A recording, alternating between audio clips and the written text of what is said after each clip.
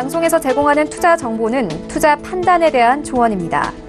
방송에서 제공하는 주식의 가치, 가격 상승 및 가격 하락에 대해서는 방송사에서 보장하지 않습니다. 시청자 여러분 안녕하십니까. 오늘장 내일장 2부 출발하도록 하겠습니다. 2부에서는 이제 종목 이야기 좀 자세히 나눠볼 텐데요. 종목 추천 그리고 종목 상담까지 동시에 이어가 보도록 하겠습니다. 100원의 정보 이용료 부과되는 샵 0082번을 통해서 궁금하신 종목 있으신 분들은 종목명, 가격 그리고 매수 비중을 적어서 보내주시면 잠시 뒤 두 분의 전문가와 함께 상담 나눠보도록 하겠습니다. 본격적으로 출발하기 전에 이 시각 지수부터 보도록 하겠습니다. 코스피부터 만나보도록 하죠. 코스피 지수가 2095포인트대입니다. 전 시간대보다 조금 올라왔네요. 강보합권으로 전환이 됐고요. 빨간불 켜주고 있는 상황입니다. 자, 그렇다면 하루간의 흐름들 정리해보도록 하죠. 2100포인트 위에서 움직이던 지수가 쭉 빠져내려왔다가 2100포인트 다시 터치하더니 다시 내려옵니다. 하루간의 변동성이 코스피 같은 경우에는 조금 보이는 상황인데 매매 동향을 보시면 기관이 860억 원 사고요. 그리고 외국인 그리고 개인이 지금 팔고 있는 상황입니다. 외국인 699억 원 그리고 개인은 58억 원 현재 매도 보이고 있는 상황입니다. 다음 살펴보도록 하죠. 코스닥은 700포인트 터치합니다. 1%가 지금 넘게 상승하면서 오늘장에서 700포인트 터치하고 긍정적으로 달려가는데 이 700포인트의 힘은 제약바이오주들의 특히나 시총 상위를 차지하고 있는 대형 제약바이오주들의 선전이라고 보시면 될 것 같습니다. 전체적으로 급등 흐름 나오고 있는데 하루간의 흐름들 정리해보도록 하겠습니다. 자, 보시다시피 장중에 692포인트 저점이고요. 지금 쭉 올라오면서 저점 찍고 700포인트 터치하면서 긍정적 흐름 이어가고 있는 상황입니다. 거래소와는 정말 다른 흐름 이어가는데 다음 살펴보도록 하죠. 외국인이 337억 원 지금 순매수합니다. 그리고 기관 개인 파는데 기관이 261억 원 팔고요. 개인은 74억 원 팔고 있는 상황입니다. 원달러 환율의 흐름 짚어보도록 하겠습니다. 원달러 환율은 1129원 40전 거래되면서 90전 올라갑니다. 변동은 크진 않고요. 달러 강세, 조금의 강세를 보여주고 있다라고 짚어보시면 될 것 같습니다.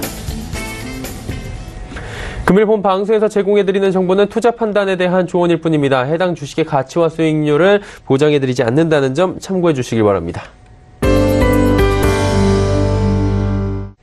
마감 전략 짚어보도록 하겠습니다. KTB투자증권 여의도 지점에 이성훈 과장 연결돼 있습니다. 과장 안녕하세요. 네, 안녕하십니까? 예, 오늘 시장 흐름 짚어주시고요. 마감 전략 함께 들어볼까요? 네, 우선은 코스피 지수 같은 경우에는 오전장부터 약간의 좀 보합세를 계속 유지하고 있다라고 말씀드릴 수 있겠고요. 지금 이제 2090선에서 등락을 좀 보여주고 있는데, 우선 외국인들은 아직까지 시장에서는 순매도를 좀 보여주고 있다. 거래소에서 5일 연속 순매도를 좀 보여주고 있는데, 하지만 기관 쪽과 개인 쪽에서 순매수의 우위를 좀 보여주면서 지수를 플러스 부분을 계속 유지시킨다라고 좀 볼 수 있겠고요. 코스닥 지수 같은 경우는 강한 상승세를 좀 유지하고 있습니다. 우선 전날보다 9.78포인트, 1.42% 오른 999.97포인트로 700선을 눈앞에 두고 있는 상황이다라고 좀 말씀을 드릴 수 있겠고요.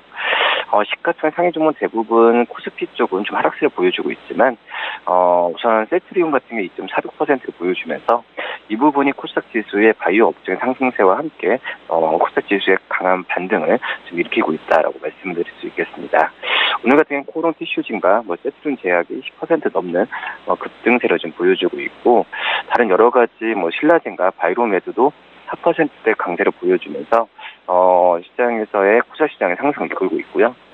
특징적인 종목상이라고 한다면은 남북 경협 관련주가 이 한미 북핵 수석 대표 회담을 앞두고 상승세를 보여주고 있는데요. 남북철도 연결사업 테마주로 분류되는 에코마이스터나 아니면 철도 관련주로 꼽히는 부산산업, 푸른기술, 기아TI, 현대로템, SKT 같은 종목들의 상승세를 보여주고 있고, 우선 외교부에서는 19일과 21일에 한미 이미 그 객수 대표와 회담을 하기 위해서 지금 그 한반도 평화교섭 본부장이 방문한다는 얘기 나와주면서 오랜만에 경협지대 상승세가 나와주고 있다고 볼 수 있겠고요. 이번에는 뭐 금강산 관광 20주년을 기념하는 남북 공동행사도 지난 18일부터 북측 금강산에서 열리고 있는데 뭐 이런 부분에 대한 전체적으로 우호적인 분위기가 작용하지 않나 이렇게 보입니다. 그럼 남은 시간에 저희가 지켜볼 만한 업종이나 종목이 또 보일 것 같은데요. 어떤 종목 보고 계십니까? 우선 지금 보이는 종목은 이제 영업무역을 좀 말씀을 드리도록 하겠는데요. 우선 영업무역 같은 경우에는 이 섬유의료 업체 안에서도 OEM 업종을 갖고 OEM 사업을 영위하는 기업인데요. 우선 3분기 때 영업이 619억을 발표하면서 17% 오른 추정치를 발표를 했었고, 우선 이 수치 같은 경우는 시장 예상하는 것보다도 높게 나온 수치라고 볼 수 있겠습니다. 우선 부문별로는 OEM 달러 매출이 1% 증가하면서 예상치에 부합했고요.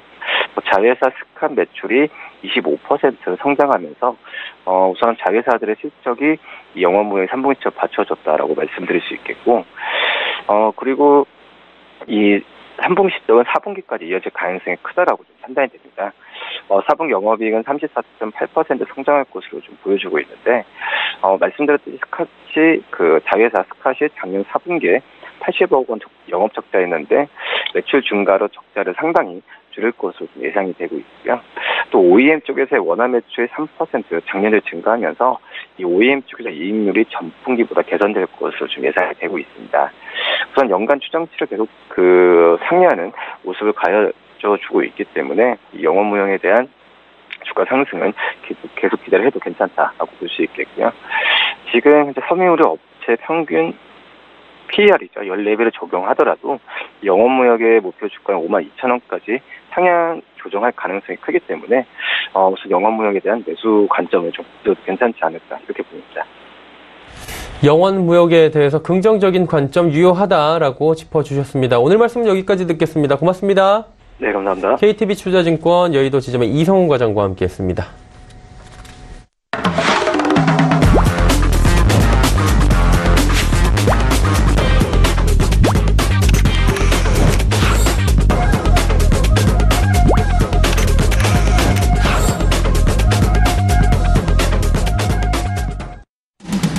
오늘 장 일정 2부 함께하고 계십니다. 이제 종목 추천 받아보고 종목 상담까지 이어가는 시간, 레벨업 트레이딩 타임 시간 본격적으로 출발하겠습니다. 두 분의 전문가와 함께할 텐데요. 바로 소개를 해드리도록 하죠. AR 인베스트먼트의 오현진 팀장, 벤자민 투자연구소의 신일섭 소장입니다. 어서 오세요. 안녕하세요. 네, 두 분과 오늘 함께 이야기 나눠보도록 하겠습니다. 먼저 신일섭 소장의 종목부터 들어가 보도록 하겠습니다. 어떤 종목 들어볼까요? 네, 바로 들어갑니다. SV 인베스트먼트입니다. 자, 인베스트먼트자가 들어가니까 투자회사구나. 우리가 그 흔히 말하는 엔젤 투자. 인베스트먼트, SV 인베스트먼트가 2018년 7월달 이번 연도의 새내기주예요. 그렇죠? 이번 연도 뜨거웠던 그 여름, 더웠던 여름에 상장을 해서 굉장히 관심도 여름 날씨처럼 뜨거웠는데 오히려 그 지나친 관심, 그러니까 지나친 관심이란 게 어떻게 작용을 하냐면 공모를 하고 공모 그 기간이 끝나고 상장을 할 때 굉장히 이제 높은 가격으로 상장이 된 거죠. 결과적으로. 그러다 보니 이제 지금 줄줄 빠졌는데 지금 오늘을 그 기점으로 어떤 반등의 계기를 마련할 수 있지 않나. 그래서 한번 가져와 봤거든요. 계속 이제 원래 그 관심도가 높았기 때문에 7월달부터 보고는 있었는데 기술적인 모습이 이제 완성이 안 됐기 때문에 새내기주라. 그래서 이제 조금 지켜보다가 이제 좀 변화가 생기는 것 같아서 보도록 하겠습니다. 일단 지금 최근의 소식은 미국 내에 펀드를 결성했어요. 그래서 이거를 펀드를 결성해서 운영하기 위해서 세운 회사가 SV US 인베스트먼트예요. 그래서 요즘에 이제 그 미국 내에서도 어떤 한류, 그리고 미국 내에서 우리나라의 바이오, 이런 쪽에 관심이 많기 때문에 펀드를 설립한 것으로 생각이 되고요. 이런 것들은 지금 해 나가고 있는, 앞으로 해 나가야 할 그런 계획들이고, 지금까지 이제 어떤 트랙 레코드, 그러니까 우리가 인베스트먼트 회사가 이제 투자를 하려고 했을 때 어떤 자료가 있어야 될 거 아니야. 이 회사가 과거에 어떤 회사에 찝어서 픽업을 해가지고 투자를 했더니 요만큼의 수익이 나왔다. 그 어떤 근거가 있어야 우리도 투자를 하지. 아무 근거가 없는데 그냥 뭐 자료를 배포해가지고 우리는 앞으로 뭐 이런 수익률을 낼 거예요. 그럼 누가 믿겠어요? 그렇죠? 어떤 자료가 있어야 되는데 얘네가 이제 그 최근에 투자한 것들을 보면 펩트론, 그렇죠? 펩트론 다들 들어보셨죠? 바이오 쪽. 그리고 빅히트 엔터테인먼트, 방탄소년단, 노보믹스 이런 것들에 투자를 했어요. 그러니까 지금 보니까 바이오 쪽이라던가 엔터테인먼트 주에 주로 투자를 했다. 그리고 이제 제일 이제 널리 알려진 거는 방탄소년단이 소속된 빅히트 엔터테인먼트. 여기서 투자금을 27배 이상 회수를 했다 해서 이게 굉장히 회자가 많이 되었어요. 오, 쟤네 대박을 냈다. 그리고 초기에 투자를 했기 때문에 이 정도가 나온 거예요. 빅히트 엔터테인먼트가 방탄소년단을 띄우기 전에 미리 본 거죠. 미리 방탄소년단을 봤는지 아니면 빅히트 엔터테인먼트의 방탄소년단 말고 뭐 어떤 다른 쪽을 봤는지 모르겠지만 결과적으로 방탄소년단과 얽혀서 얘기가 될 수밖에 없는 결과를 만들어냈습니다. 그리고 2014년도에는 SV 한중 바이오 헬스케어 펀드를 결성했고 그 뒤에 SV 한중 문화 ICT 융합 펀드 이런 걸 출시했어요. 근데 지금 보면 대표가 나와서 인터뷰를 하거나 IR, 기업 대상으로 IR을 뭐 여의도라던가 지금 그 호텔에서 진행을 한 거를 보면 중국에 관심이 많다고 표명을 했어요. 중국에 관심이 많고 중국의 어떤 바이오 그리고 엔터테인먼트사에 앞으로 투자하겠다. 이렇게 천명을 했습니다. 그래서 갈 길은 확실해 보이고 성과도 지금 빅히트 엔터테인먼트라던가 펩트론 에서 어느 정도 보여줬습니다. 이제 주가만 좋으면 되죠. 왜냐면 이런 트랙 레코드들이 굉장히 좋기 때문에 중국 진출 펀드를 적극적으로 운영을 한다면 시장에서도 긍정적인 효과를 불러일으킬 거예요. 근데 이제 린드먼 아시아라는 또 종목이 있는데 이번 연도 3월 달에 또 상장이 되었어요. 이 같은 업계에서 종사하는 기업이거든요. 근데 보시면 린드먼 아시아도 굉장히 이제 또 뜨거웠어요. 상장할 때. 뜨거웠는데 그 너무 뜨거웠던 게 오히려 독이 돼가지고 쭉쭉쭉 빠지고 지금도 신저가를 갱신하고 있고요. SV 인베스트먼트도 흐름이 비슷해요. 4개월 후에 그 상장을 했지만. 그리고 이제 그 터줏대감이라고 할 수 있는 에이티넘 인베스트먼트, 이민주 회장이 세운 회사로 유명한데 이것도 사실 2017년도에서 2018년도로 넘어가는 이 순간에 급등을 했잖아요. 근데 이거는 비트코인 발로 급등을 했었어요. 그래서 이게 사실 이 에이티넘 인베스트먼트가 사실 본업이랑 상관없이 이게 본업이랑 상관없다고는 할 수는 없지만 그냥 투자 예전에 올라갔던 그런 방식이 아니라 갑자기 느닷없이 너무 급등락을 하다 보니 지금 오히려 지금 주가가 안 좋아져 버렸어요. 그래서 에이티넘 인베스트도 이러고 있고 SV 인베스트먼트, 린드마시아 지금 다 안 좋은데 SV 인베스트먼트가 일단은 오늘 20% 가까이 오르면서 약간 기술적인 변화가 나타나고 있다. 그래서 지금 좀 이제 봐야 된다. 뭐 기술적인 지지선이라던가 이런 확보는 안 되었지만 지금 같은 경우에 앞으로의 기대감 이런 거가 이제 조금 반영이 될 시기가 오지 않았나. 그리고 아까 전에 보여드렸던 에이티넘 인베스트먼트도 아예 제자리로 돌아갔기 때문에 위치 에너지가 굉장히 낮아요. 그래서 인베스트먼트 회사들 이게 좀 그룹으로 보실 필요가 있어요. 인베스트먼트 회사가 아까 에이티넘 인베스트를 비롯해서 몇 개 없었어요. 근데 이제 여러 회사들이 들어오고 있잖아요. 이렇게 되면 우리가 도움이 돼요. 뭐가 도움이 되냐면 근거. 이 회사들이 하나 있을 때보다는 여러 회사들이 있을 때 비교를 할 수가 있고 그런 여러 회사들이 같이 주가가 오를 때 그 그룹이 가치 평가가 올라가게 돼요. 인베스트먼트 회사가 이 정도 근거로 산출이 되어서 지금 적정 주가가 저 정도 나오네? 그럼 우리도 인정을 해줘야지. 이런 사람들이 많아지기 때문에 주가가 같이 동시에 올라가면 그 업계의 대우가 여기 주식에서도 높아지게 됩니다. 주식시장에서도. 그런 것들을 아마 기대를 해볼 지금 타이밍이 온 것 같고요. 목표가 5,500원, 손절가 4,200원입니다. 두 번째 종목은 SPC 삼립입니다. 자, 사실 이제 겨울철, 지금 추운 겨울철이 다가왔으니까 삼립식품이 생각이 나죠. 예전에 삼립식품이었어요. 왜냐면 이제 호빵을 사 먹고 싶거든요. 너무 추우니까 호빵을 손에 들고 단팥 호빵을 막 호호 불면서. 그래서 원래 그때는 이제 샤니 브랜드로 유명했어요. 이른바 양산빵. 우리가 수제빵집도 많지만 양산빵은 이제 뭐 공장에서 그냥 빡빡빡 찍어내는 거죠. 이제 뭐 양산빵은 거의 샤니가 잡고 있었습니다. 근데 이제 샤니가 이제 삼립으로 들어왔고 삼립식품이 사실 호빵 관련주로 이제 겨울철 수혜주로 일컬어졌었는데 SPC 그룹에 편입이 되면서 더 거대한 스토리들이 들어오기 시작했죠. 그리고 주가도 엄청 레벨업이 되었어요. 그 중에서 이제 파리바게뜨가 어떻게 보면은 이게 대표적인 어떤 브랜드예요. 여기서 SPC 삼립을 띄운 2004년도에 파리바게뜨가 상해에 진출했고요. 현재는 전 세계 379개 점포를 운영 중입니다. 2011년 11월에 국내 베이커리 업계 최초로 중국 난징에 진출했고 그 이후에 1년 만이죠. 2012년 8월 달에 중국 100호점 개점 돌파했고요. 엄청 빠른 속도예요. 그리고 올해까지 하면 베이징, 상해, 텐진 등 주요 도시에서 285개. 그러니까 전 세계로는 379개, 중국에만 285개 매장을 운영 중입니다. 그러니까 중국 위주로 해서 전 세계로 뻗어나가서 파리바게뜨로 이제 대박을 내서 SPC 삼립의 그런 어떤 그 이름을 알렸죠. 아까 얘기했듯이 샤니 브랜드로 시작을 했다고 했잖아요. 그러니까 이게 파리바게뜨를 포함해서 SPC 삼립의 여러 빵 브랜드들이 있는데 거기에서 자기네가 빵 공장에서 빵을 제작해서 거기에 브랜드를 붙여서 파는 거예요. 그러니까 다른 회사에서 빵을 사오는 것보다 더 좋죠. 일관화된 어떤 공정화에서 할 수가 있기 때문에. 그래서 SPC 삼립은 이제는 겨울철 수혜주에서 이제 벗어난 거는 이제 뭐 이미 오래되었지만 다른 어떤 그런 그 성장 스토리들이 다시 먹히기 시작할 때가 되었다. 왜냐면 2015년 8월 달까지 너무 급등을 했어요. 근데 지금 보면은 주가가 많이 내려왔습니다. 지금 거의 10만 원대 근접할 정도로 내려왔어요. 이 정도 위치 에너지에서는 낮은 구간에서는 SPC 삼립을 다시 접근을 해야 되지 않나 싶어요. 지금 사실 기술적으로는 사실 살짝 빠른 감이 있어요. 왜냐면 20개월 선을 돌파하고 사도 늦지가 않거든요. 근데 지금에서 이미 미리 지금 보기 시작할 타이밍이다. 이렇게 생각이 돼요. 그래서 매수가 20만 원, 손절가 13만 원입니다. 매수가가 아니라 목표가죠. 목표가 20만 원, 손절가 13만 원입니다. 세 번째 종목은 신세계 INC입니다.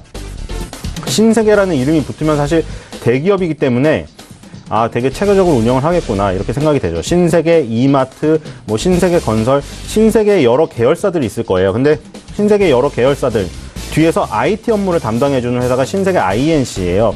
근데 신세계 INC가 최근의 소식을 보면 구글하고 협업을 했습니다. 구글하고 챗봇, 요즘에 챗봇 해서 뭐 상담원이랑 통화를 안 하고, 그러니까 어르신들 아직 상담원이랑 통화를 하지만 챗봇이라고 로봇이랑 대화를 하고 있어요. 그래서 사실 말을 잘 못 알아들 때가 있지만 챗봇이 이제 더 계속 학습 능력을 키우고 익히면 나중에는 더 깊숙한 대화도 할 수 있겠죠.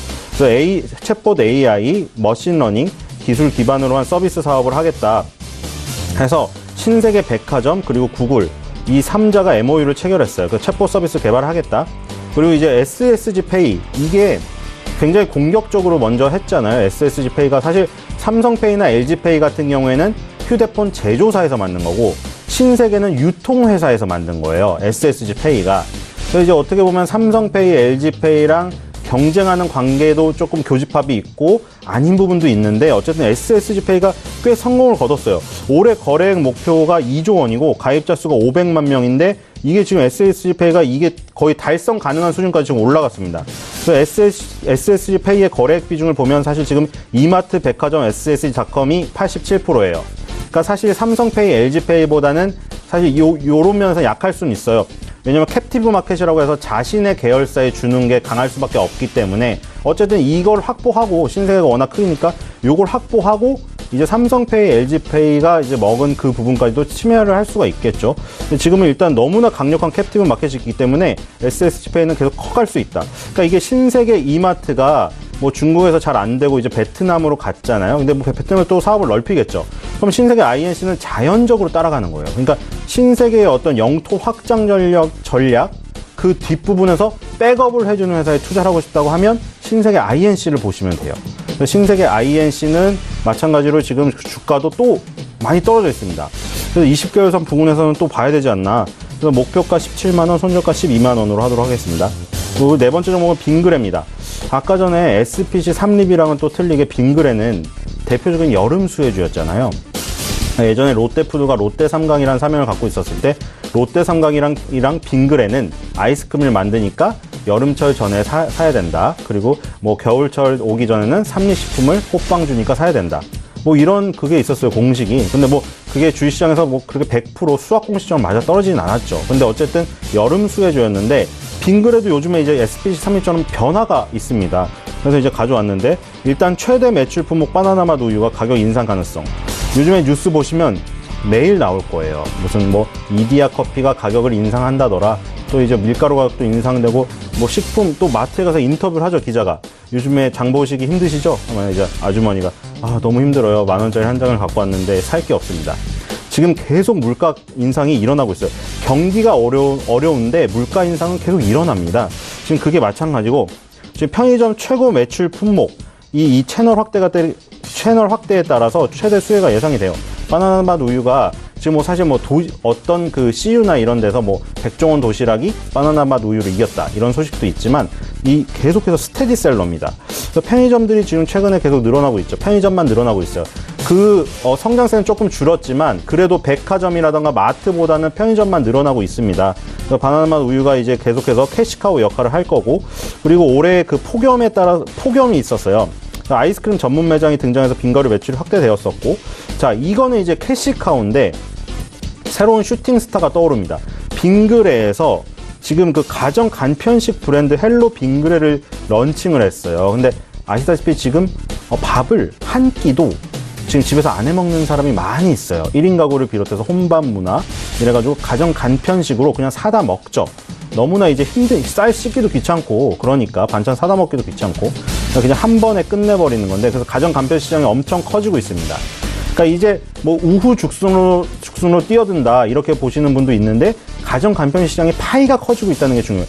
파이가 커지는 처음에 빅뱅 상황에서는 경쟁이 치열해도 상관이 없는 게, 먹을 파이가 너무나 늘어나기 때문에 서로 볼따구 안에 있는 사탕을 뺏어 먹지 않아도 방에 사탕이 너무 많아요. 그러니까 서로 볼따구 안에 있는 사탕을 시기할 필요가 없어요. 그래서 가정 간편 시장은 지금 초반이다. 초기 빅뱅. 빙그레 같은 회사가 뛰어들어도 충분히 먹을 게 있죠. 동원 F&B도 그렇고 롯데푸드도 그렇고 다 가정 간편식을 합니다. 빙그레는 약간 후발주자고, 아이스크림, 과자 이런 류로 너무 치우쳐 있었죠. 우유 이런 쪽으로. 근데 이제 이쪽으로 이제 그 새로운 슈팅스타가 떠오르니까 이런 성장 모멘텀이 됩니다. 그리고 마침 기술적으로도 그런 부분을 반영했는지 빙그레가 너무 오랜만에 변화가 나타나고 있어요. 지금 2013년도까지 이때 왜 떴냐면, 빙그레 바나나 우유가 이제 중국에 수출되고 베트남에 수출되고 수출이 크네 하면서 완전 급등해서 갑자기 14만 원으로 치솟았다가 중국 매출이 더 안 나오네, 중국이 힘드네 이러면서 빠진 거예요. 근데 지금 보면 2013년 이후에 처음으로 머리를 들었습니다. 그리고 이동평균선들을 뚫었습니다. 이게 저희가 보여드린 건 다 월봉이에요. 또 다른 분들은 다른 걸 보여드리기 때문에 착각하실까봐 중간중간에 말씀을 드리는 거예요. 월봉인데 보시면 월봉에서 중요한 변화가 나타났습니다. 그래서 지금 빙그레 이제 봐야 된다. 다른 식품주들이 다 오를 때 빙그레 못 올랐어요. 근데 빙그레 약간 거꾸로 가거든요. 지금 식품주들이 안 오를 때 빙그레가 오르는 거를 한번 우리가 캐치를 해보자. 그래서 목표가 9만 원, 손절가 7만 원으로 하도록 하겠습니다. 마지막 종목은 이크레더블입니다. 영화 인크레더블하고 헷갈릴 수가 있는데 이크레더블이에요. 근데 제가 오늘 갖고 온 5개 종목 중에 차트가 가장 이쁩니다. 너무 이뻐요. 이거는 다들 어떻게 보면 차트 미인주라고 하죠. 이렇게 생긴 거를 갖고 싶어 할 거예요. 이렇게 계단식으로 시장 상황과 상관없이 계속 신고가를 갱신해가고 있고, 10월 달에 또 신고가를 갱신했어요. 시장 상황하고 전혀 상관이 없죠. 외풍이랑 전혀 상관이 없이 지금 너무 이크레더블 본연의 그런 사업 성장에 따라 잘 가고 있는 주식. 이게 2009년도에 13,000원을 기록했던 그 부분을 2016년도, 17년도를 지나면서 뚫어버렸더니 거기를 지지를 받고 16,000원까지 갔습니다. 너무 이쁘죠? 계단식 상승, 다들 바라는. 기업 신용 정보를 분석해서 신용평가 보고서를 제공하는 회사예요. 그러니까 어떤 기업들에 투자를 하고 싶은 어떤 매개체들이 있을 텐데, 그 업체가 아까 말한 거랑 똑같죠. SV 인베스트먼트 투자를 하고 싶은데 그 회사가 어떤 회사에 투자를 했는지 보고 싶다. 트랙 레코드 갖고 와라. 이럴 때 이크레더블이 예를 들어 SV 인베스트먼트의 신용 정보를 분석을 해서 신용평가 보고서를 딱 주는 거예요. 그럼 SV 인베스트먼트가 이런 신용평가를 받는 회사구나. 이렇게 알고 요 정도 신용 등급이면 우리가 투자를 해도 되겠어. 이런 거죠. 얘네들도 어떻게 보면 뒤에서 도와주는 회사예요. 뒤에서 이런 보고서들을 제공해주는 회사. 그래서 신용평가 서비스를 요구하는 그 주요 그 대상으로는 기관이에요. 얘네들은 정부 및 대기업. 그러니까 예를 들어 조달청, 우리나라 정부에서 쓰는 물품들을 구매하는 그 기관이거든요. 조달청에서 어떤 민간 회사에서 그 책상이라던가 컴퓨터를 구매를 하고 싶다. 근데 이 회사의 신용도를 알고 싶어요. 그럼 자료를 이크레더블에 요구를 하는 거죠. 그럼 이크레더블이 주는 거예요. 그래서 지금 정부기관에 납품하는 업체들이 그 신용정보회사의 신용등급서가 제출이 의무화가 됐습니다. 그래서 이크레더블을 비롯해서 이런 회사들에게 필수적으로 받아서 확인을 해야 돼요. 그리고 이제 상거래 시 리스크를 감소를 하기 위해서 민간 업체들도 신용인증서 수요가 급증하고 있습니다. 그래서 민간 회사도 그렇고 정부 공공기관도 그렇고 이크레더블의 신용평가 보고서 이거를 활용하는 그 부분이 굉장히 확대가 되고 있습니다. 그렇기 때문에 지금 이크레더블의 주가 성장 모멘텀은 계속 문제가 없다. 그리고 성장 모멘텀이 문제가 없는데 주가 차트마저 이쁘다. 이렇게 되면 너무나 좋은 상황이죠. 지금 신고가 영역에 있어서 지금 누구도 손해보지 않았어요. 거의 모든 사람이. 어제 이번 달이고 저번 달 고점에 16,250원에 산 사람 빼고는 지금 산 사람 중에 다 수익을 보고 있기 때문에 다 해피합니다. 지금 팔고 싶은 사람이 없어요. 신고가 영역에서는.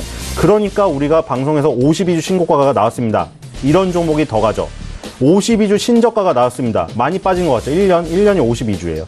거래일수로 1년 신저가라서 안 갈 것 같다. 오히려 더 안 갑니다. 갈 것 같은데 더 안 가고요. 52주 신고가는 더 가요. 왜냐면 팔고 싶은 사람이 없으니까.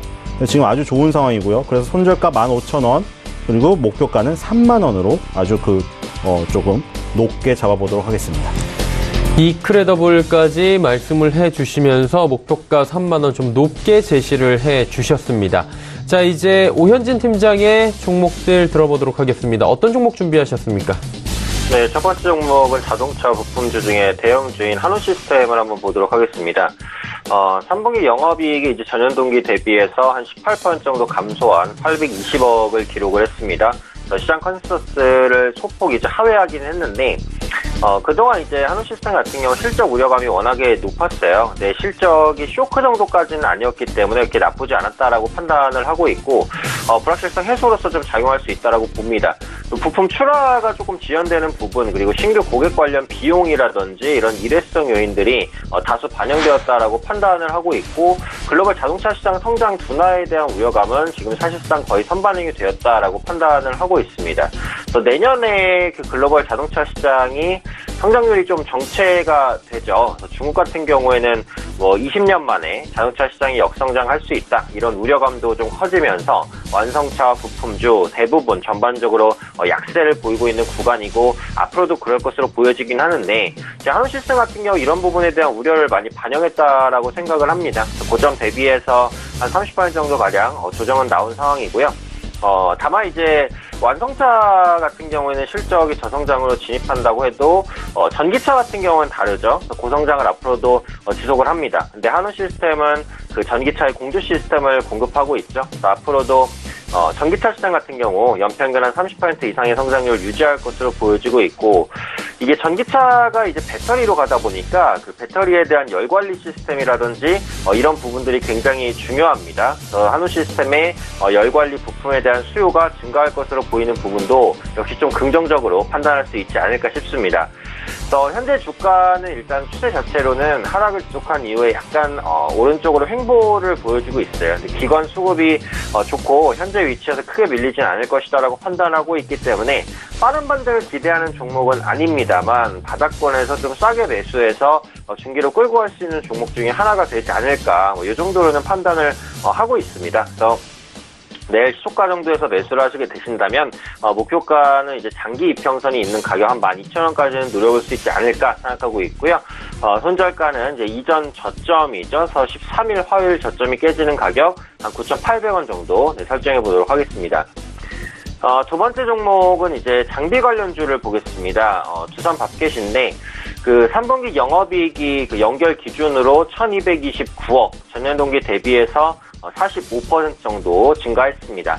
코스피는 이제 3분기 컨센서스를 하회한 실적 발표를 한 기업이 70% 정도였어요. 그러니까 굉장히 실적이 안 좋은 기업이 많았다라는 부분이죠. 그래서 그런 와중에서도 호실적을 기록했다라는 부분에 높은 점수를 줄 수 있지 않을까 생각하고 있고, 주요 시장이라고 볼 수 있는 그 북미 지역의 주택 경기 호황이 좀 장기적으로 진행이 되면서 그 주택 건설에 특화된 소형 건설 기계 부분의 매출이 확대가 된 모습입니다. 또 북미와 유럽 지역의 시장 점유율도 확대가 되고 있는 모습이죠. 특히 유럽 굴삭기 시장에서는 2년 만에 점유율을 2배 이상까지 끌어올렸다라고 보시면 될 것 같고, 향후 이제 장비에 사용될 수 있는 사물 인터넷과 솔루션 기술을 개발하면서 성장에 대한 기대감 지속적으로 이어갈 수 있지 않을까 판단하고 있습니다.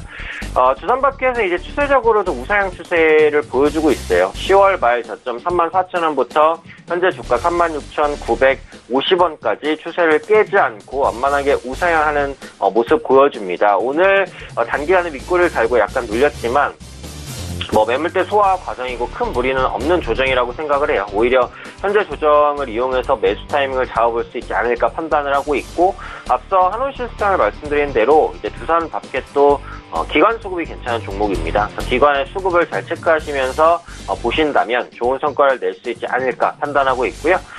내일 시초가에서 매수를 하시게 되시면 이제 목표가는 전고점 정도 되겠네요. 4만 원 정도, 손절가는 3만 5천 원 정도를 설정해 보도록 하겠습니다. 세 번째 종목은 이제 나이스 평가정보라는 종목입니다. 오늘 7% 정도 강한 상승세를 보여주고 있는데, 이 나이스 평가정보는 종합신용정보회사예요. 그래서 개인과 기업의 신용정보를 수집하고 또 처리해서 그 신용조회 서비스를 제공을 하고 있습니다. 최근에 개인 신용정보 서비스에 대한 수요가 증가하면서 견조한 성장세를 이어가고 있는 중이다라고 보시면 될 것 같고요. 앞으로 본인 인증 서비스 그리고 기업 정보 서비스를 비롯한 수요도 꾸준하게 증가할 가능성이 높다라고 보여집니다. 앞으로 그 신용정보를 활용한 빅데이터 분석이라든지 컨설팅 관련된 업무가 좀 허용될 것으로 보여지는 부분도 이 나이스 평가 정보에는 기회 요인이다라고 보시면 될 것 같아요. 상장 특례 제도라든지 스타트업이 증가하고 있는 부분도 동사가 영위하고 있는 이 기술금융이라는 부분에 대한 그 서비스 수요 증대로 연결이 될 수 있기 때문에 이 부분 역시도 좀 플러스 알파적인 요인이 된다라고 보셔도 괜찮을 것 같습니다.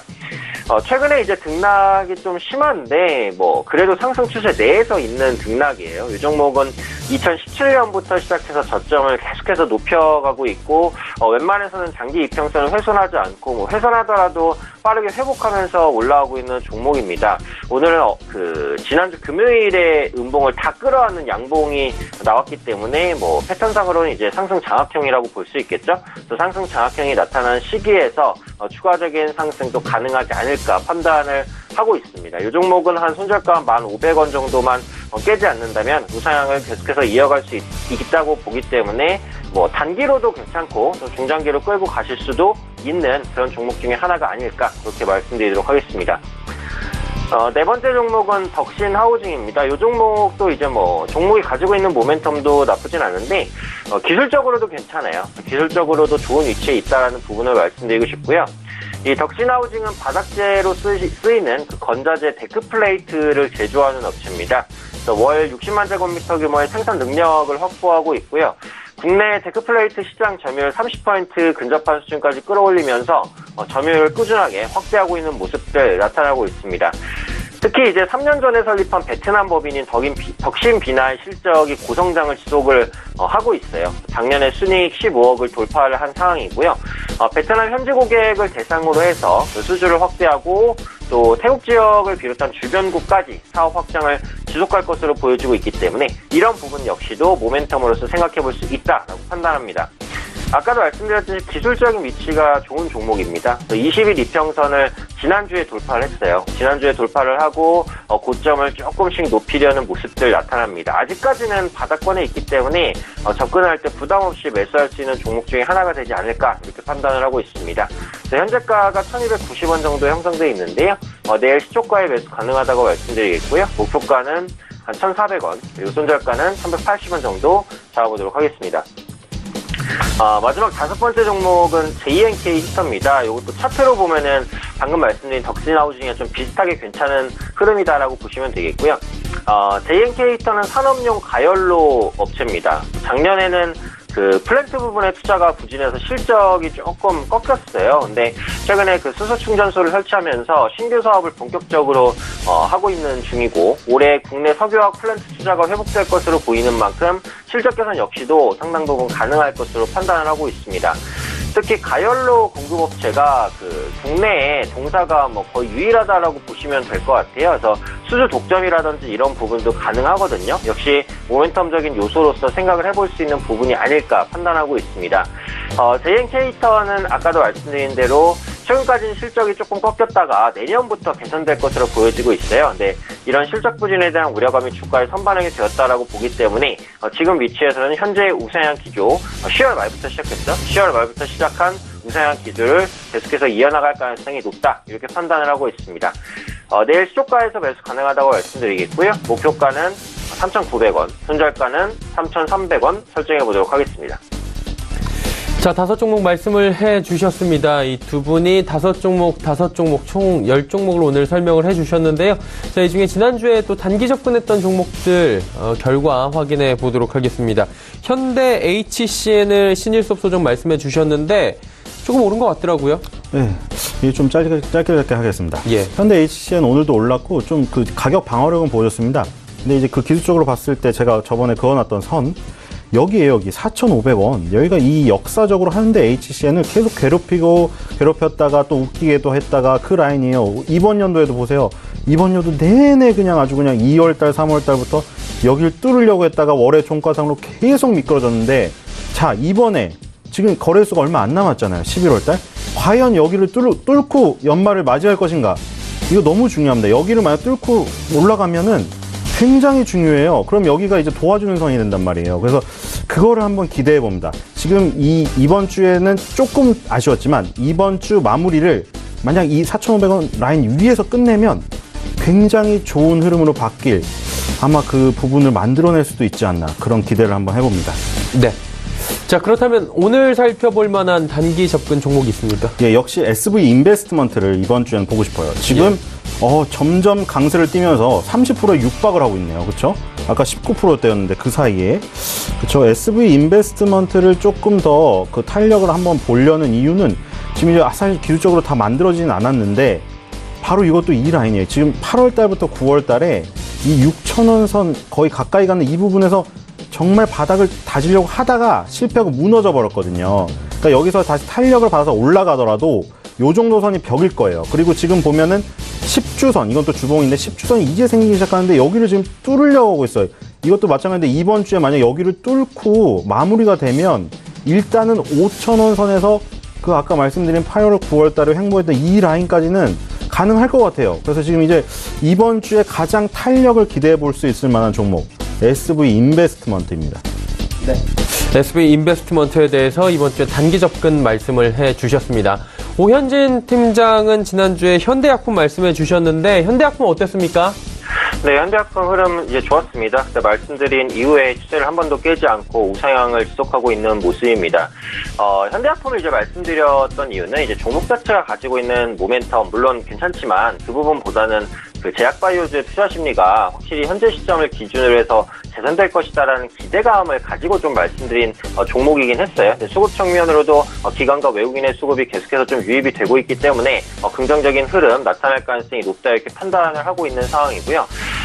기관과 외국인의 순매수세가 최근까지도 이어져요. 그래서 지금은 흐름상으로도 순매수세가 조금 더 연장될 가능성이 높다라고 보고 있거든요. 그래서 이런 부분들 감안하신다면 추가 상승에 대한 기대감 가져보셔도 절대 과도한 건 아니다. 이렇게 이제 판단을 하고 있고요. 지금 보유하고 계시면 수익이실 텐데 지금 목표가를 제가 4,800원을 그때 잡아드렸어요. 현재 주가 4,625원이니까 조금만 더 올라가면 목표가 달성할 수 있지 않을까 싶거든요. 그래서 기존의 목표가는 4,800원, 손절가 이제 4,100원 전략 정리해드렸었으니까 그 부분만 참고하셔서 홀딩하시고 수익 극대화하셨으면 좋겠습니다.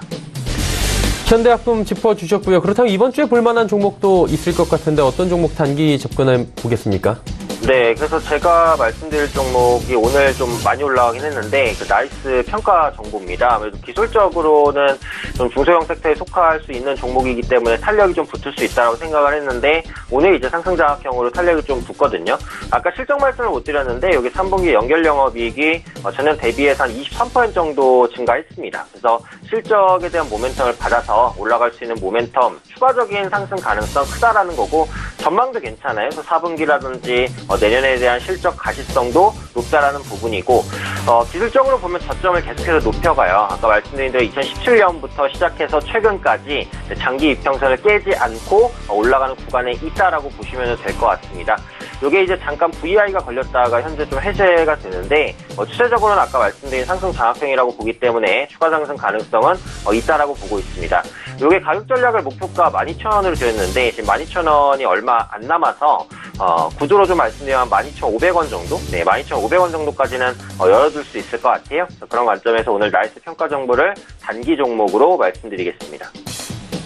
나이스 평가 종목 단기 접근하기 좋아 보인다라고 말씀을 해주셨습니다. 이제 월요일 시장의 특징을 대변하는 종목들 살펴보도록 하겠습니다. 특징주인데요. 신 소장님께서 오늘 시장 어떤 종목 특징적으로 보셨습니까? 네, 오늘은 한일현대시멘트를 꼽았습니다. 예. 왜냐면 지금 그 올라가는 업종 1위가 비금속 업종이 2.78%, 그 다음 건설업 2.44, 기계업 1.94입니다. 1, 2, 3위. 자, 오랜만에 이 삼총사가 오르고 있죠. 지금 보면 건설 현장을 생각하면 돼요. 쉽게 말해 현대건설이 시공을 하는 그 건설 현장에 지금 쌍용량의 시멘트를 싣고 레미콘 트럭이 들어옵니다. 그리고 한쪽에서는 두산인프라코어의 굴삭기가 열심히 땅을 파고 있어요. 자, 이것들이 오르고 있습니다. 지금 보면 비금속 업종이 단연 1위인데 여기에 비금속 업종 중에서도 특히나 시멘트 업종이 압도적으로 지금 그 주도를 하고 있어요. 한일현대시멘트가 9.98% 1위고 그 다음 성신양의 아세아시멘트 뭐 쭉쭉쭉 나오죠. 자, 이게 시멘트주가 굉장히 지금 오랜만에 다시 오릅니다. 지금 보면은 한일현대시멘트를 비롯해서 시멘트주가 올랐던 적이 2018년에 있었는데 그때 남북 경협, 남북 정상회담 그때 그 테마로 너무 급등을 했어요. 이제 다들 다시 주저앉았거든요. 보시면 엄청 주저앉았죠. 아세아시멘트 이런 건 다시 제자리로. 그리고 이제 건설주들도 그 당시에 현대건설을 비롯해서 올랐었다가 지금 다시 테마기가 꺼지다 다 꺼졌어요. 자, 이제는 건설주가 아직 이렇게 보면 갈 길이 상당히 멉니다. 대형 건설주들도 그렇고 지금 뭐 꿈틀거리는 움직임은 몇 개 있는데 아직 갈 길이 멀어요. 근데 이제 멀긴 하지만 건설 경기 회복에 기대서 다시 시멘트주가 올라갈 수 있는 타이밍입니다. 그러니까 테마는 이제 지나갔고 남북 정상회담이 가장 뜨거웠던 그 절정기가 지나가 버렸기 때문에 그 테마 거품은 꺼졌다고 보이고요. 이제부터는 건설 경기의 회복에 따라서 아주 천천히 거대하게 돌아가는 그 움직임에서 시멘트주가 같이 엮여서 같이 갈 가능성이 크다. 근데 그 사이클, 건설 경기 사이클은 워낙에 크기 때문에 원형 바닥으로 넓게 길게 생각하시고 보셔야 된다. 그래서 오늘의 이 특징이 시장의 특징이기도 하지만 이게 뭐 단기적으로 급등할 건 아니고 건설 경기 회복을 널널히 보시고 투자할 분들에게는 오늘의 특징이 되게 유의미한 특징이 될 것으로 생각이 됩니다. 네, 알겠습니다. 오현진 팀장님 오늘 시장에 어떤 종목 특징적으로 보셨습니까? 네, 오늘 저는 이제 화장품주 중에 토니모리를 특징주로 말씀드리고 싶은데, 결론부터 말씀드리면 이제 약간 주의가 필요한 시기다 이렇게 판단이 되고 있죠. 최근에 화장품주들이 중국 단체 관광 유입 기대감에 좀 상승세를 보였는데, 오늘 또 모든 화장품주가 이렇게 급등하냐 그렇진 않거든요.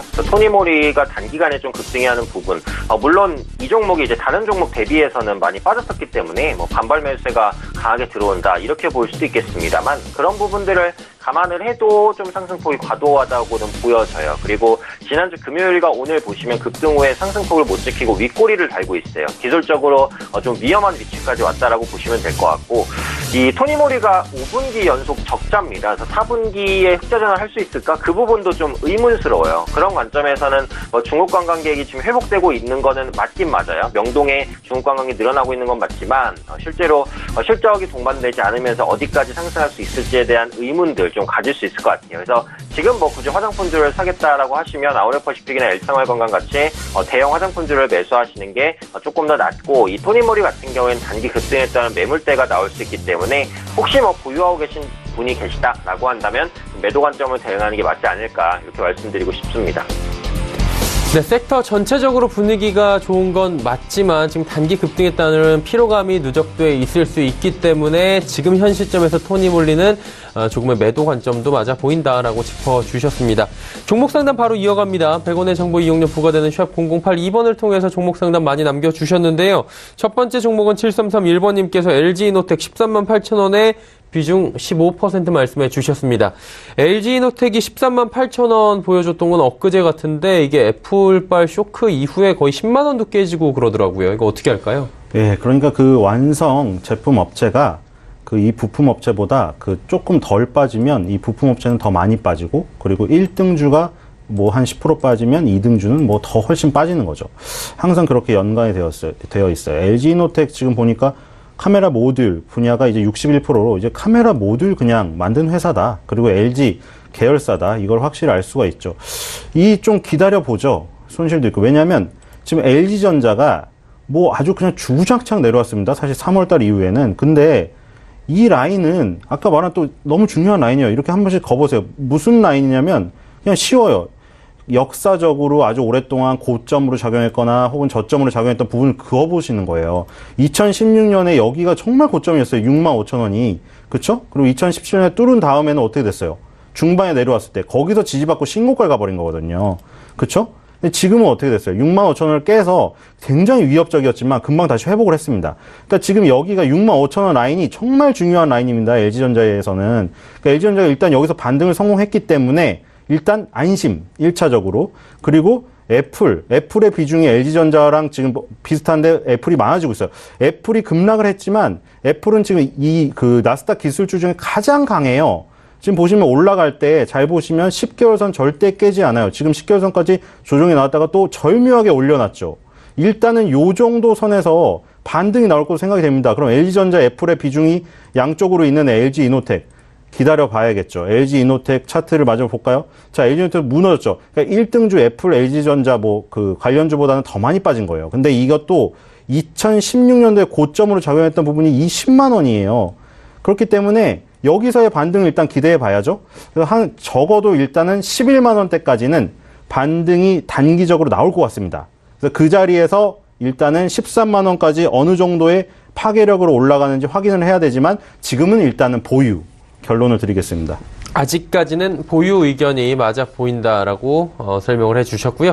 다음 종목은 0377번님께서 GS건설 여쭤보셨습니다. 46,000원의 비중이 40%라고 하시는데 오현진 팀장님 어떻게 할까요?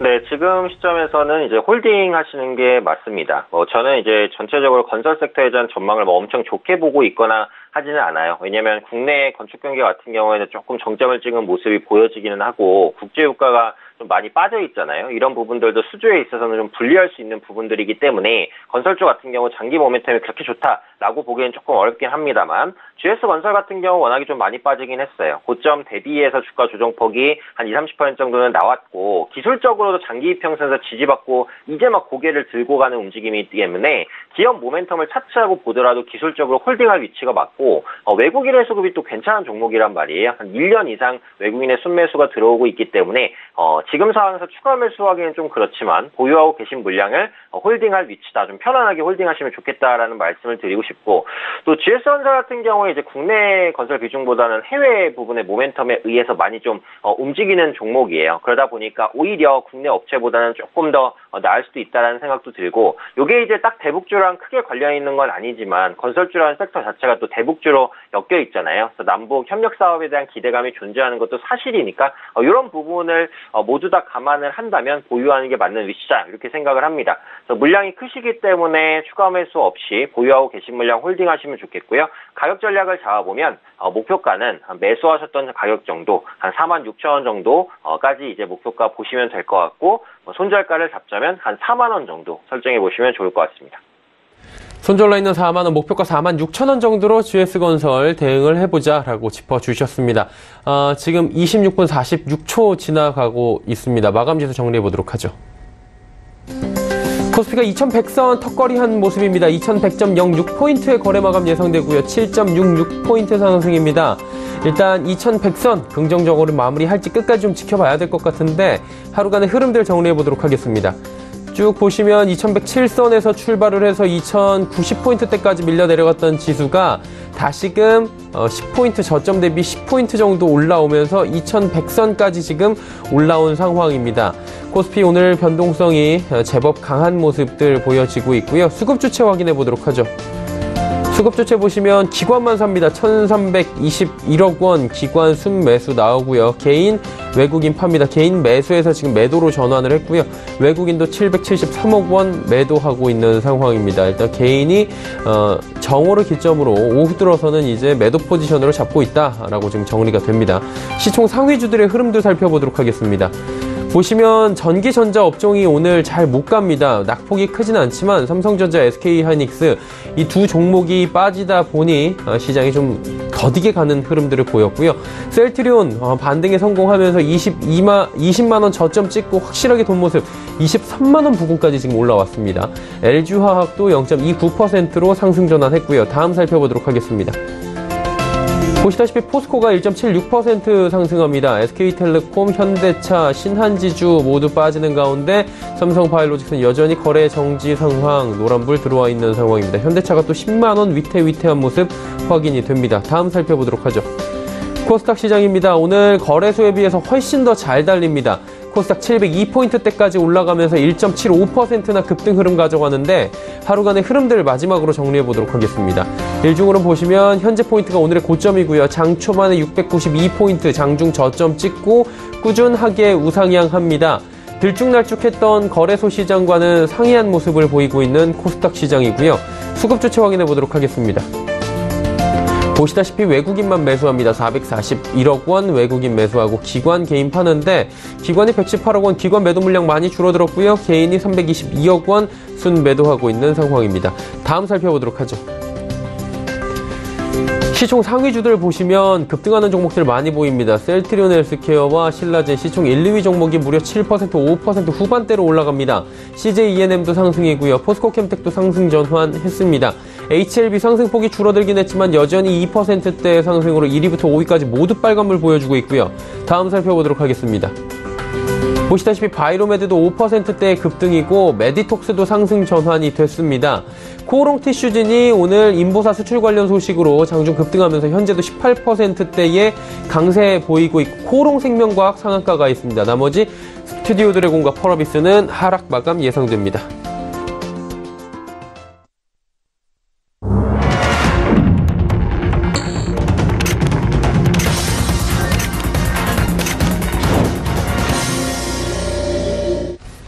월요일 시장이 모두 마감이 됐습니다. 월요일 시장은 거래소는 좀 약했고요. 아무래도 코스닥이 상대적 강세를 보여준 시장이었는데 어떻게 보셨는지 좀 여쭤보도록 하죠. 신 소장님은 시장 어떻게 보셨습니까? 네, 이런 장이 계속 반복될 것 같습니다. 이런 장이 뭐냐면은 지금 그 IT의 그 굉장히 시가총액이 높은 우리나라의 구조상 삼성전자, SK 하이닉스, 삼성전자 우선주잖아요. 1, 2, 3위가. 그래서 이제 IT가 그 주력이다 보니 그 지수는 제한이 될 것 같아요. 거래소 지수는. 지금 보면은 마이크론 테크놀로지가 20개월선을 붕괴시켰다고 보여드렸고 계속 그런 식으로 움직이고 있고 대신에 뭐 다른 거 잘 갔던 거 넷플릭스나 엔비디아 이런 것들 급락은 했지만 이제 그 급락을 했기 때문에 반등이 나올 시점이 됐고요. 그리고 뭐 바이오주에 대한 뭐 근본적인 훼손 이거는 아닌 것 같아요. 왜 아닌 것 같냐면 지금 암젠이라던가 머크를 보면은 머크사는 아주 그냥 가파르게 올라가서 신고가를 갱신해버렸고요. 암젠도 사실 거의 뭐 타격을 안 받았어요. 그러니까 이 세 개의 제약 바이오의 파이는 괜찮은 거예요. 다만 우리나라가 이제 급하게 움직였다. 그리고 어떤 기술적으로 무너진 그 부분 때문에 흔들릴 가능성이 있지만 근본적으로 훼손이 안 됐기 때문에 오늘같이 이렇게 기술적으로 많이 내려가게 되면은 다시 올라갈 가능성이 높아요. 지금 거래소 전기전자 업종 차트인데 자, 여기 2015년에서 16년에 여기서 바닥에서 이제 올라가잖아요. 이거랑 지금은 어떻게 보면 거꾸로 된 상황. 지금은 여기서 상승을 하면서 이제 출발했지만 지금은 하락을 하면서 약간 출발하는 모습이죠. 그렇기 때문에 전기전자는 제가 아까 뭐 그 미국 종목도 예를 들었고 전기전자 업종 차트를 봐도 아직 하락이 더 남은 것 같아요. 그러니까 지수는 제한이 되겠죠. 근데 코스닥 제약 업종 차트를 보세요. 기술적으로 이제는 사람들이 좀 안정적인 권에 왔어요. 8,000이라는 지수대가 2014년, 15년에 다 고점이었어요. 아까 말했던 한번 그어보라는 거죠. 그래서 8,000선에서는 이제 좀 반등이 나오고 있습니다. 그래서 지금 이런 장세, 그리고 뭐 오늘같이 뭐 건설업종이 순환매도는, 그러니까 돌아가면서, 제약업종이 돌았다가, 건설업종이 돌았다가, 그러니까 지수는 위에서 꽉 잡고 있는 전기전자업종 때문에 안 움직이지만, 밑에 업종들은 이제 그 아예 건설업종처럼 오랫동안 못 올랐거나, 아니면 제약업종처럼 기술적으로 타격을 받아서 위치 에너지가 낮아졌거나, 이런 것들이 계속 순환매가 돌겠죠. 그래서 지수가 제한된 가운데 거품이 좀 잦아들고 안정이 될 때까지 이런 업종별 순환매, 이런 지금 상황이 아마 당분간 이어질 것으로 생각이 됩니다. 네, 알겠습니다. 오현진 팀장님, 시장 어떻게 보셨습니까? 네, 오늘 장 초반에는 이제 미중 무역 분쟁 완화의 기대감이 조금 반영되면서 반등 출발했는데 아직까지는 수급이 확실히 살아나는 모습은 아닌 것 같아요. 그래서 오늘 기관 외국인은 약간 양시장에서 좀 엇갈린 모습을 보였고 아무래도 실적에 대한 부담이 좀 있는 것 같습니다. 3분기 실적 시즌이 거의 종료가 됐는데 실적 개선이 아직 눈에 띄게 나타나는 모습은 아니고 4분기 같은 경우에도 가시성이 낮아요. 그래서 이런 환경에서는 결국은 4분기 실적 컨센서스 하향 조정이 좀 마무리가 돼야 시장이 추세적인 반등을 보일 수 있지 않을까 않을까 이렇게 판단을 하고 있고, 근데 기술적으로 위치는 나쁘지 않아요. 그래서 코스피도 그렇고 코스닥도 그렇고 20일 이평선 다 돌려내고 약간은 상승 추세로 전환되는 초입 구간 정도라고 보여지거든요. 그래서 지금은 뭐 굳이 현금 비중을 많이 보유한다라기보다는 그래도 조금씩이라도 주식을 산다라는 관점으로 접근하시는 게 맞지 않을까 이렇게 판단을 하고 있고, 역시 시총상위주인 IT주가 가져야지 뭐 지수가 가든지 말든지를 할 것 같은데, IT주에 대해서 하나 기대할 부분이 이제 연말 소비 시즌이란 말이죠. 이번 주 주말에 그 미국 블랙 프라이데이가 시작되고 연말까지 소비 시즌이 한 달, 한 달 반 정도 진행이 됩니다. 그래서 소비 시즌에 아무래도 많이 팔리는 게 또 IT 제품이잖아요. 그런 관점에서 지금 부진했던 IT주가 조금 반등할 수 있는 발판들이 마련되지 않을까라는 판단은 가지고 있습니다. 그래서 지금 시장이 빠르게 올라갈 여건은 아니더라도 어쨌든 완만하지만 우상향할 가능성이 좀 더 높다 이렇게 판단을 하고 있고, IT주가 소비 시즌에 같이 움직이는지 이런 부분들 체크해보자 이렇게 말씀드리도록 하겠습니다. 네, 알겠습니다. 오늘 시장에 대한 이야기 두 분과 함께 나눠봤습니다. 벤자민 투자연구소의 신일섭 소장, AR 인베스트먼트의 오현진 팀장과 함께했습니다. 고맙습니다. 감사합니다. 지수 정리합니다. 코스피부터 만나보도록 하죠. 2100.56포인트에 0.39% 상승하면서 마감을 했고요. 코스닥 살펴보도록 하겠습니다. 강합니다. 1.73%나 급등하면서 702.13포인트의 거래를 마감했습니다. 원달러 환율은 오늘 큰 변동이 없습니다. 10전 오르면서 1128원 60전에 거래를 마감했습니다. 시장의 이슈 정리해드리는 시간입니다. 김동섭의 마켓뷰 출발합니다.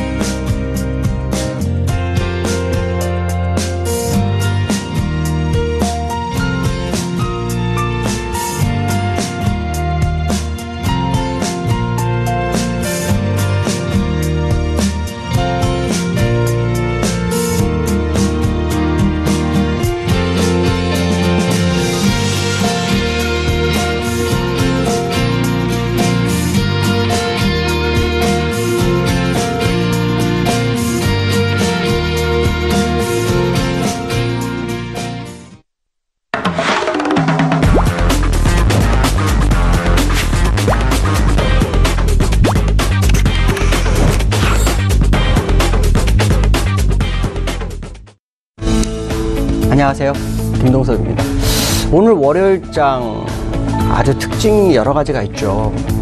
그 중에서 이제 국내장 같은 경우에는 정말 변동성이 굉장히 컸습니다. 아침 한때는 18포인트 정도, 그래서 2112 정도까지 가는 상황이었고요.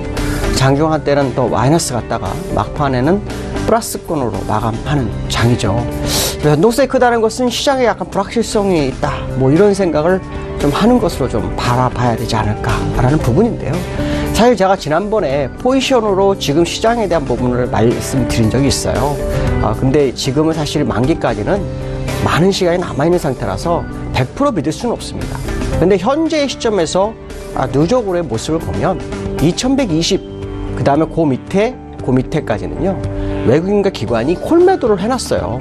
그 얘기는 무슨 말이냐면 그 이상을 현재의 위치, 그러니까 오늘 하루로 봤을 때는 더 이상 가지 않기를 바란다, 뭐 그런 모습인데요. 제가 포지션을 잠깐 올려놨는데 지금 보시면 2121, 코스피 200 선물로 보면 275, 그 다음에 그 밑에 272, 또 그 밑에 270 정도의 외국인과 기관이 누적으로 매도를 하고 있어요. 이 얘기는 무슨 말이냐면 올라가기 원치 않는다는 거죠. 그 위에는 매수가 많습니다. 매수가 많은데 매도가 뭘 중요하냐 이런 생각 하겠지만 사실 그렇지가 않습니다. 매도는 증거금의 20배가 있어야만 한 개의 매도를 합니다. 그러니까 어떻게 보면 매도 하나가 매수의 20개하고 같은 거죠. 가격도 내가니까 훨씬 더 비싸죠. 그러니까 어떻게 보면 매도 금액을 무시할 수는 없다. 그러니까 지금 올라갔을 때 포지션상을 약간 변화가 생기는 그런 상황이 아닌가. 그래서 변동이 굉장히 컸던 그런 하루다라고 봐야 될 것 같고요.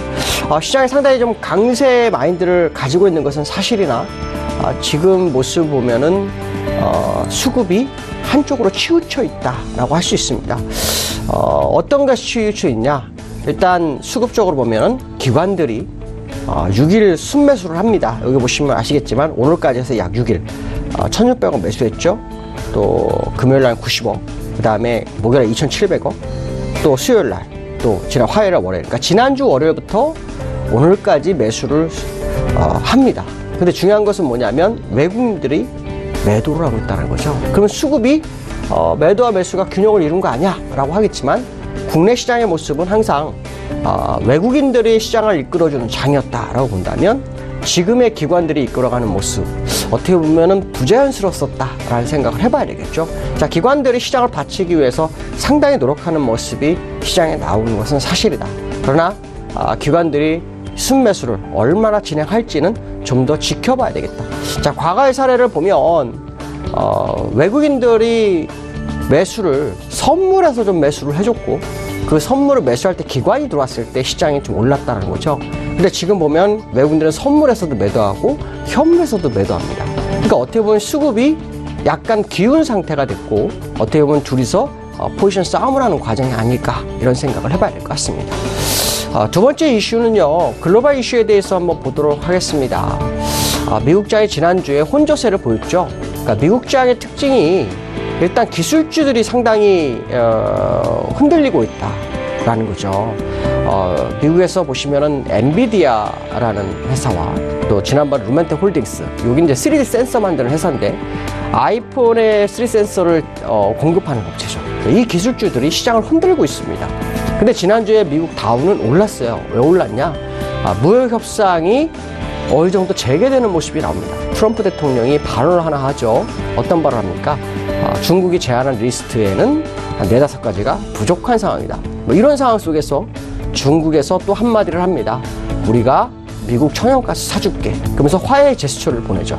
자, 요 두 가지, 악재와 호재가 두 개가 겹치면서 미국장이 일단은 올라서는 쪽의 모습을 보이지만 실제로 미국장이 강력하게 올라갔느냐라고 본다면 절대 그렇지 않은 상황이다라는 거죠. 아직 미국장이 추세적으로 돌려섰는지는 좀 봐야 될 것 같아요. 29일 날부터 1일까지 브라질에서 G20 정상회담이 있습니다. 아마도 이 정상회담에서 시진핑과 트럼프가 뭔가를 도출하기 위해서 물밑 접촉을 하는 상황이 아닌가라는 부분이지만 기술 유출에 대한 부분을 천연가스 매입으로 메꿀 수 있을까에 대한 생각을 해봐야 될 것 같습니다. 아마도 그거에 대해서 시장은 상당히 좀 회의적일 수 있는 부분이 있고요. 또 하나는 미국 시장에서 얘기가 나온 것 중에 하나가 제롬 파월이 이런 얘기를 합니다. 내년도에 금리 인상 가능성이 좀 어려울 수도 있다는 것을 약간 뉘앙스를 풍기죠. 이런 부분들이 시장에는 여러 가지 상충하는 상황이기 때문에 호재가 나와서 한쪽으로 원웨이를 가지 못하는 그런 상황이다. 제롬 파월 같은 경우에는 이런 얘기를 합니다. 내년도에 미국 경제가 둔화될 것 같다. 그 이유가 한 2-3가지가 되는데요. 하나는 금리 인상에 대한 효과가 전혀 없다. 뭐 이런 얘기를 하고 있고요. 두 번째 얘기는 뭐냐면 해외 수요가 둔화되고 있다. 이 해외 수요 둔화가 어떻게 보면 무역 협상을 우회적으로 비판한 것이 아닌가. 실제로 아까 말씀하신 것처럼 루멘텍 홀딩스라든가 엔비디아, 자, 이런 기업들이 실적 전망이 낮아지는 상황은 왜 그럴까요?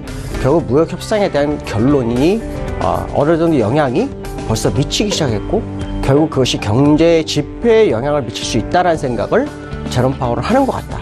결국 시장에서 주가를 끌어올릴 수 있는 호재가 있어야 되는데 이 호재와 악재가 겹쳐지는 상황이 미국에서는 반복되고 있다라고 본다면 지난주 목요일 날, 금요일 날 미국 시장이 올랐지만 이거를 100% 신뢰하기는 어렵지 않느냐. 특히 지난주 금요일 날은 제가 말씀드렸죠. 옵션 만기가 있었기 때문에 특별한 시장의 상황이 있었다라고 판단한다면 이번 주 한번 지켜볼 필요성이 있고요. 기술적으로 보면 지금 기술적으로 보면 음봉이 하나 나왔어요. 이 음봉이 사실 지난 양봉을 다 메워주는 음봉이었죠. 현재 위치에서 본다면 60주선에서의 지지력 테스트가 성공했다는 건 상당히 긍정적이고요. 종가상으로는 5주선 위에서 끝났다는 건 상당히 긍정적입니다. 그러나 일목균형표상으로는 주가의 현재의 종가를 과거에 펴신 후행 스팬이 어느 정도 벗어날 공간을 찾아야 되는데 아직 벗어날 공간이 없습니다. 적어도 8주 이상이 지나야만이 자연스럽게 벗어날 수 있다라는 거죠. 자, 그 얘기는 무슨 말이냐면 8주 안에 많이 밀리면 지금의 이 반등은 아무 의미가 없다라는 거죠. 어쨌든 지금 상황에서 무역 분쟁이 어느 정도 해결됐을 때 그것이 시장을 끌어올리는 아주 중요한 재료가 될 수 있는지 그건 좀 더 지켜봐야 되겠지만 어쨌든 무역협상에 대한 시진핑과 트럼프의 만남이 있는 그 시점이 아주 중요한 시점이 될 거다. 그 전까지는 아마도 상승과 하락을 반복할 확률을 좀 열어두고 봐야 되지 않을까라는 부분인데요. 일봉의 모습을 보시면 후행스팬 제가 여기서 좀 떨어져야 되는데 하고 올라왔습니다. 이런 차트는 사실 제가 오랫동안 차트 공부하면서 잘 보기 힘든 차트입니다. 개별 종목은 볼 수 있지만 일부 이렇게 주가 지수를 나타내는 데서는 잘 나타나지 않죠. 후행스팬 보통 떨어져야 되는데 그렇지 못한 상황. 어떻게 보면 이평선에서 역회된 숄더가 시장에 먹히고 있는 상황이 아닐까 뭐 이런 생각도 하지만 좀 더 지켜보는 전략이 필요하지 않을까라고 말씀드릴 수 있을 것 같습니다. 자, 두 번째 이슈는요. 국내 시장이 사실은 요 근래에 반등에 성공을 했어요. 아시겠지만 그 미국 시장이 하락을 해도 우리나라는 올라가고 상승하면 더 오르고 요 모습이 한 며칠 동안 진행이 됐죠. 어떻게 보면 굉장히 부자연스러운 모습이 있었는데 앞에서 말씀한 것처럼 기간만 사는 상황. 실제 6일을 상승했다는데 제가 여기 보시면 차트상으로 보시면 약 6일 정도 양봉이 계속 나옵니다. 요때부터 양봉이 나왔지. 양봉, 음봉 살짝, 양봉, 음봉, 양봉. 그럼 결국 지금 기관화 장세의 모습이 나타나고 있는데 이 모습으로 봤을 때 우리나라 시장이 정말 강세장일까에 대한 의구점이 좀 가져야 되지 않을까라는 부분이고요.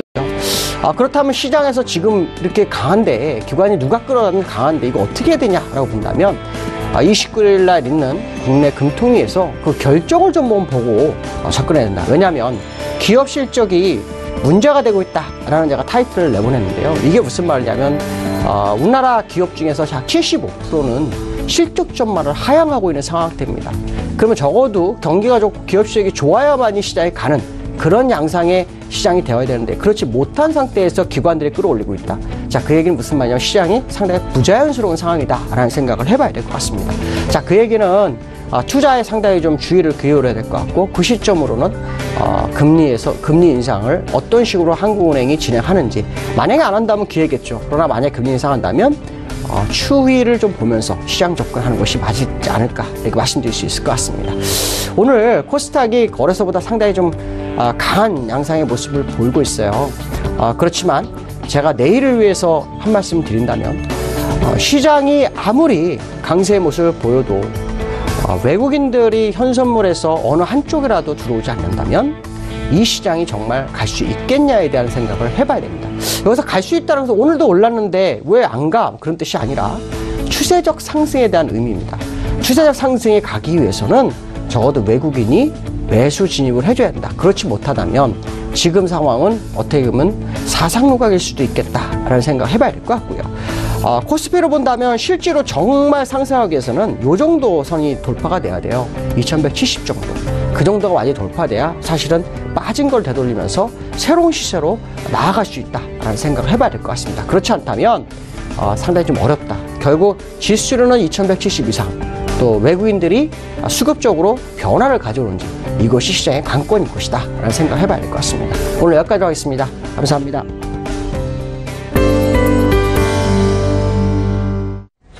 김동섭의 마켓뷰 함께 하셨습니다. 금일 본 방송에서 제공해드린 정보는 투자 판단에 대한 조언이었습니다. 해당 주식의 가치와 또 수익률을 보장해드리지 않는다는 점 참고해 주시길 바랍니다. 오늘 장내 일정 저희가 준비한 소식은 여기까지입니다. 편안한 오후 시간 보내시길 바랍니다. 저희는 내일 오후 2시에 더 알찬 소식을 들고 찾아뵙도록 하겠습니다. 함께해 주신 여러분 고맙습니다.